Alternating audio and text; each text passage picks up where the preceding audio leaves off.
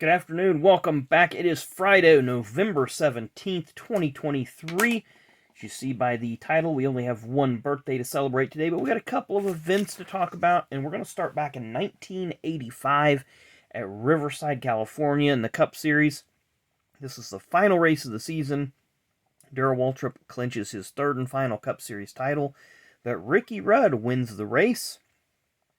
And little did we know that this would be the third consecutive of many consecutive years that Ricky would win at least one race. This was the deepest into the season that he ever took it. 95, he won at Phoenix, which was the next to last race. 97, he won at Rockingham, which was the third to last race, I believe, or second, or however you want to call it. But this was the only time in his career that Rudd would win the final race of the season before going winless in 1999. I had to wait to watch this race when I got home. Again, as a young child, spent a lot of time in the hospital during the fall, winter months. Would just pick up colds and it wouldn't go away, and it would spend a few days in the hospital. And I remember this race was on WTBS. Hospital didn't have cable at the time, so Dad had to throw the tape in the VCR, hit record, and let it be. So went home a few days later, ended up watching it. Pretty good race. WTBS had that race. Of course, that meant Ken Squire. Of course, many of you know Ken Squire passed away yesterday, or actually a couple days ago now that we're watching this. So, big loss felt there in our racing community by the loss of one of the voices of NASCAR. But Rudd did win that race. And that would be the third of, I think, 18 consecutive years that he would win at least one race. Now we got to jump all the way to 2017. Truck race at Homestead. Chase Briscoe wins his first career Truck Series race.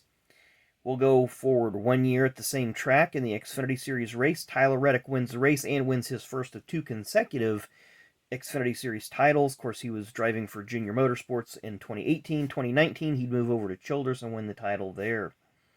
Speaking of 2019, on this date, Kyle Busch wins the Cup race at Homestead to win his second career Cup Series championship. You already know who the birthday is because you've seen the link, you've clicked on it. So, a little bit about this guy. Got 2 top 10s in Cups. He runs Xfinity Series team. His Cup Series team is going to scale back to part-time as they have sold their charter. I believe it was to Spire, maybe, for a third team. But that'd be Mr. B.J. McLeod. That's his 2022 Donruss, his rookie card, and all these other ones. Well, that's the 20... What year is this one? 22. And that's a 22. So why doesn't that one have the rookie logo on it, or did I miss it? That should have a rookie logo on it, Panini, because you put it on the Obsidian, you put it on the rated rookie here, and then you have the limited. And what I like, look at that, you got that uniform there, the Pala Casinos uniform.